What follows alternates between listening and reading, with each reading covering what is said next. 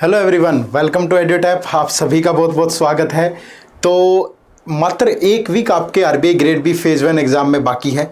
तो इससे पहले रीजनिंग के वो कौन से इंपॉर्टेंट टॉपिक हो सकते हैं जिनको आपको इस टाइम पे रिवाइज करना चाहिए, क्योंकि इस टाइम पे कुछ भी नया पढ़ना आपके लिए सही नहीं होगा। तो जो चीज़ें आपने ऑलरेडी पढ़ रखी हैं मैं उन्हीं टॉपिक का जिक्र करूँगा यहाँ पे।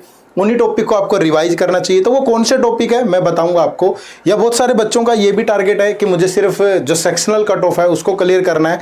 तो मैं 2-4 दिन के अंदर कौन से टॉपिक है जिनको रिवाइज कर सकता हूँ या नए सिरे से थोड़ा सा पढ़ सकता हूँ, ताकि मुझे ये पता चल जाए कि मुझे सिर्फ इन्हीं टॉपिक को करके आना है एग्जाम के अंदर और मेरी जो सेक्शनल कट ऑफ है वो बड़े आराम से निकल जाए। ठीक है, तो इन्हीं सब बातों पे चर्चा करेंगे और मैं बताऊंगा भी आपको विद इन प्रूफ कि यही टॉपिक इंपॉर्टेंट क्यों है। ठीक है, कुछ डाटा आप लोगों के लिए लेकर के आया हूँ प्रीवियस ईयर्स का, जिससे आपको पता चल जाएगा कि ये हमारे लिए इंपॉर्टेंट क्यों है। ठीक है, तो चलिए फिर स्टार्ट करते हैं बिना किसी देरी के। अगर अभी तक आपने हमारा यूट्यूब चैनल सब्सक्राइब नहीं किया तो आप इसे सब्सक्राइब कर लें। फ्री कंटेंट इस लेक्चर की पीडीएफ और भी बहुत सारी चीज़ों के लिए टेलीग्राम चैनल से जरूर जुड़िएगा, जिसका लिंक इसी वीडियो के डिस्क्रिप्शन बॉक्स में दिया गया है। तो वो कौन से इंपॉर्टेंट टॉपिक है, ठीक है, तो उनमें जो सबसे पहला जो टॉपिक होगा आपका वो है इनइक्वालिटी। ठीक है, इनइक्वालिटी बहुत इजी टॉपिक है, ऐसा नहीं है कि इसको करने में आपको घंटों लगेंगे। या तो आपने अभी तक इसको पढ़ लिया होगा, अगर आपने पढ़ लिया है तो मैं मान रहा हूं कि आपने, मोस्टली बच्चों को आता भी है कि आपने पढ़ लिया होगा, तो थोड़ा सा रिवाइज कर लीजिएगा।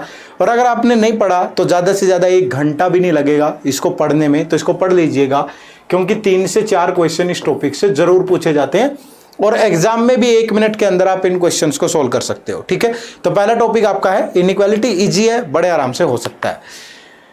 ये ध्यान रखिएगा, इनइक्वालिटी के अंदर रिवर्स टाइप के क्वेश्चन आजकल पूछ रहा है। जैसे लास्ट ईयर 2021 की बात करें, यानी कि कंक्लूजन्स दिए हुए थे और स्टेटमेंट आपको ऑप्शंस में से चूज करनी थी, तो वो चीज जरूर ध्यान रखिएगा। ठीक है, उसके बाद जो नेक्स्ट इंपॉर्टेंट टॉपिक है सिलोगिज्म।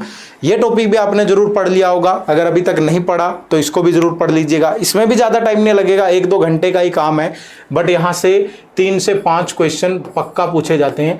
और जो वर्ड पे स्ट्रेस रहता है ना आजकल, वो ओनली ए फ्यू या ओनली, और लास्ट ईयर जैसे रिवर्स सिलोगिज्म के क्वेश्चन पूछे गए थे, रिवर्स सिलोगिज्म। ठीक है, और साथ में यहां पे आपको पॉसिबिलिटी का केस जरूर ध्यान रखना है। ठीक है, तो मैं उम्मीद करूंगा कि ये टॉपिक भी आपने पढ़ लिया होगा। अगर नहीं पढ़ा है तो इन वर्ड्स पे स्ट्रेस दे करके रिवर्स सिलोगिज्म और पॉसिबिलिटी के कुछ सवाल आपको इससे जरूर करने हैं, ये अब आपके लिए बहुत इंपॉर्टेंट है। ठीक है, जो नेक्स्ट टॉपिक है वो है इनपुट आउटपुट। इनपुट आउटपुट से लगभग हर साल 5 क्वेश्चन जरूर पूछे जाते हैं, किसी ईयर मिस हो गया हो तो वो अलग बात है। लेकिन एक छोटा सा झंझट ये भी है, बहुत सारे बच्चों को लगता है कि इसको पहले राउंड में अटेम्प्ट करें, क्योंकि मैंने स्ट्रेटेजी कुछ बताई हुई है फर्स्ट राउंड सेकंड राउंड की, और कि इसको फर्स्ट राउंड में अटेम्प्ट करना चाहिए कि सेकंड राउंड में, या पता नहीं चलता लॉजिक कैसे है। तो इसमें लॉजिक हमेशा पता करने के लिए आपको लास्ट स्टेप पे जाना चाहिए। ठीक है, लास्ट स्टेप पे आपको जाना चाहिए, लास्ट स्टेप से आपको पता चल जाएगा कि क्या लॉजिक यूज हो रहे हैं। ठीक है, और इसके अंदर जो लॉजिक यूज होते हैं वही सेम लॉजिक होते हैं कोडिंग एंड डिकोडिंग के अंदर भी यूज। ठीक है, जैसे लेटर्स की प्लेस वैल्यू हो गया, लेटर्स के रिवर्स लेटर हो गया, ठीक है, या लेटर्स का अपोजिट लेटर हो गया, ठीक है, या फिर नंबर्स असेंडिंग या डिसेंडिंग ऑर्डर में होता है।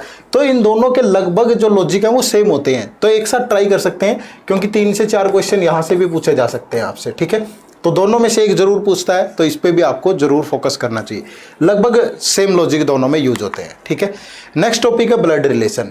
ब्लड रिलेशन वैसे तो हर एक बच्चे को लगता है कि मुझे आता है, ठीक है, और आपने अभी तक पढ़ भी लिया होगा इसको, या ऐसा लगता है कि इन्फॉर्मेशन देख करके हम बड़े आराम से बना ही लेंगे एग्जाम के अंदर। ठीक है, बट मुझे लगता है कि ये टॉपिक आपको जरूर रिवाइज करना चाहिए अभी, और अगर नहीं किया है अभी तक तो थोड़ा सा नए सिरे से पढ़ लो। कुछ भी नहीं है, अगर आपने सिर्फ फैमिली ट्री बनाना सीख लिया, ठीक है, फैमिली ट्री, और फैमिली ट्री में भी 2 चीज़ों का ध्यान रखना है, एक जेंडर और एक जनरेशन गैप।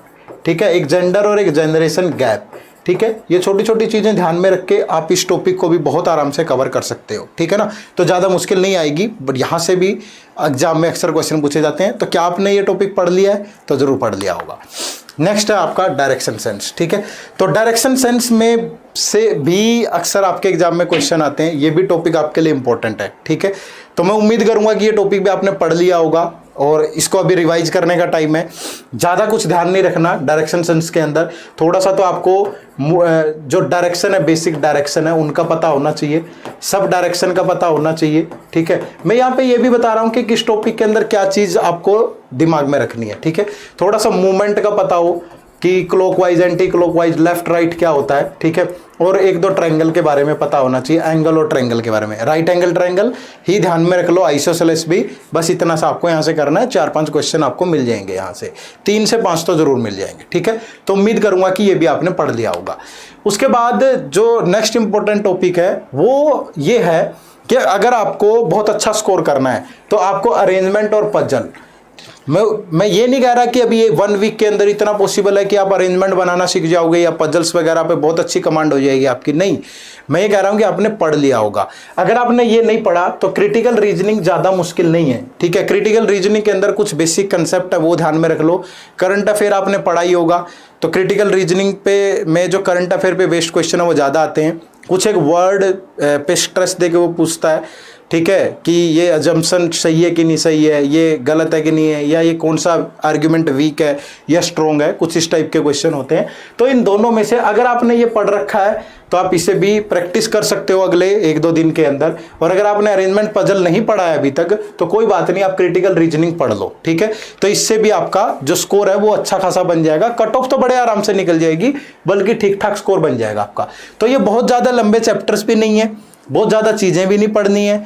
रिवाइज करना है कैसे, मैंने बता दिया आपको। इनइक्वालिटी में रिवर्स ध्यान रखना थोड़ा सा, और नॉर्मल साइंस में रिलेशंस। सिलोगिज्म के अंदर only if you only, reverse और पॉसिबिलिटी। मुझे लगता है ये तीनों चीज़ें आपने प्रैक्टिस कर ली होंगी।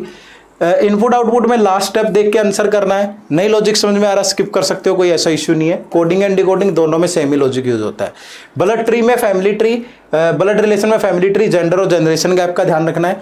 डायरेक्शन सेंस के अंदर डायरेक्शन, सब डायरेक्शन, मूवमेंट और एंगल का ध्यान रखना है। और अरेंजमेंट और पजल अगर आपने प्रैक्टिस कर रखी है तो बहुत अच्छी बात है, नहीं की तो आप इसको अभी स्किप करके क्रिटिकल रीजनिंग पे थोड़ा सा ध्यान दे लो, क्योंकि आपने जीए तो पढ़ी ही होगी।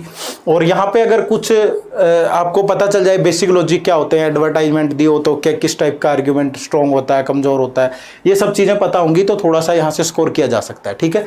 तो ये टॉपिक आपके लिए इंपॉर्टेंट रहेंगे, क्लियर है। अब ये इंपॉर्टेंट क्यों है आपके लिए, क्योंकि ये डाटा आप लोगों को प्रूव कर देगा ये कहानी। तो मैंने पिछले 4 साल के जो एग्जाम हुए हैं आरबीआई ग्रेड बी के, वो डाटा लिया है, ठीक है।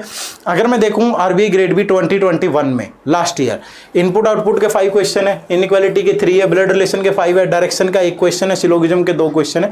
अच्छा, इन दोनों में ये रहता है कि ब्लड रिलेशन और डायरेक्शन में कि कभी यहाँ से 5-6 क्वेश्चन पूछ लेगा, यहाँ से 1-2, कभी यहाँ से 4-5 पूछ लेगा, कभी यहाँ से पूछेगा ही नहीं।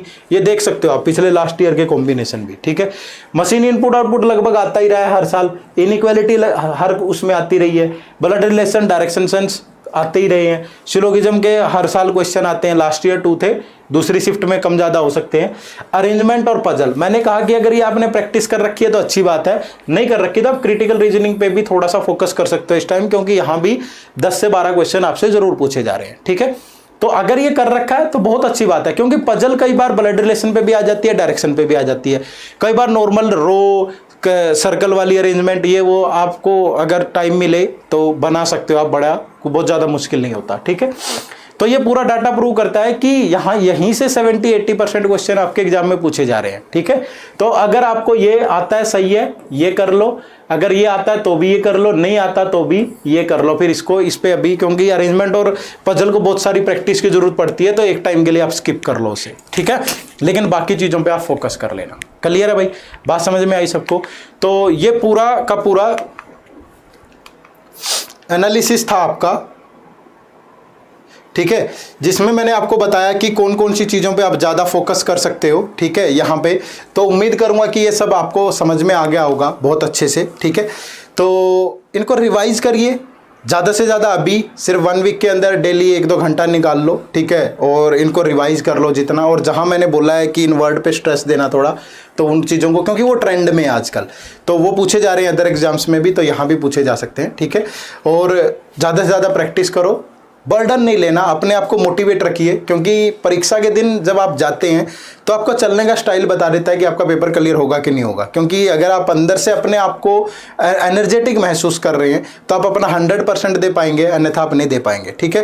तो थोड़ा सा अपने आप को मोटिवेट रखने की कोशिश करो, खुश रहिए, अच्छी नींद लीजिए, पढ़ाई करिए, नई चीज़ों पर मत जाइए, जो चीज़ें पढ़ रखी है अभी ज़्यादा से ज़्यादा उन्हीं को रिवाइज करिए, ठीक है। चलो, तो मिलते हैं फिर नेक्स्ट सेशन में। Thank you very much. जय हिंद, जय भारत।